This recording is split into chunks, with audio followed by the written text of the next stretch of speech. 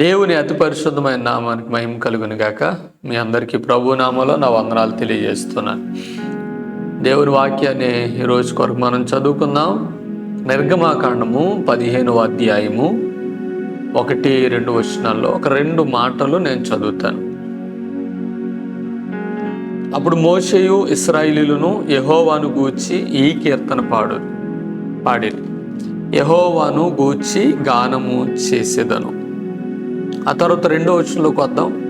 యెహోవాయే నా బలము, నా గానము, ఆయన నాకు రక్షణ ఆయను, ఆయన నా దేవుడు, ఆయనను వర్ణించెదను.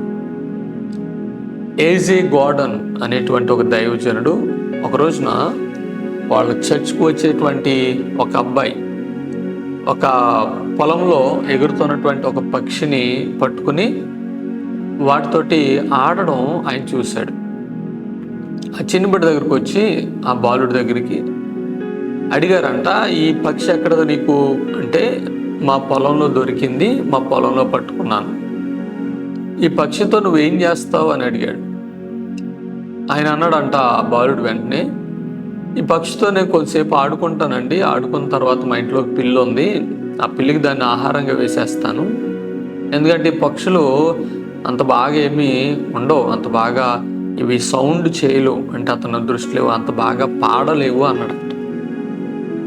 వెంటనే దైవజనుడు అన్నాడంట, అలా కాదు, నువ్వు ఆ పక్షికిని ఆ పక్షి పంజరానికి నేను $2 ఇస్తాను, నాకు ఇచ్చే అని అడిగాడు. వెంటనే బాలుడు అన్నాడంట, సరేనండి నేను ఇస్తాను, అయితే మీరు చాలా తక్కువకి అడిగారని చెప్పి మరొక $1 అడిగి ఆ పంజరాన్ని ఆ పక్షిని ఇచ్చేశాడు. ఇచ్చేసిన తర్వాత కొంతసేపటికి ఆయన ఆ బాలుడు ఎదురుకుండానే ఆ పంజరాన్ని ఓపెన్ చేసి ఆ పక్షిని వదిలేశాడు. ఆ బాలుడికి ఆశ్చర్యమైంది. ఆ తర్వాత వారంలో ఆ పంజరాన్ని తీసుకెళ్ళి ఆ సంఘంలో ఆ పాస్టర్ గారు అలా చెప్పారంట, ఒక వ్యక్తి పాపం చేయకముందు ఆ పంజరంలో ఉన్నటువంటి పక్షి అలాంటిదో అలాంటి వాడే పాపానికి బానిసగా దాసుడిగా ఉన్నాడు. ఆ వ్యక్తి యేసు ప్రభువు నమ్ముకుని పాపాన్ని విడిచిపెట్టిన తర్వాత ఆ పంజరం నుండి ఎగిరిపోయి వెళ్ళిపోయినటువంటి పక్షి అలాంటిది అన్నాడంట. ఎందుకంటే ఆ పక్షి తను ఎగురుతూ వెళ్తున్నటువంటి సౌండ్స్ ఆయన ఎలా అర్థం చేసుకున్నాడంట, నేను విడుదల పొందానని అది పాడుకుంటూ వెళ్తున్నట్టుగా అనిపించింది అని.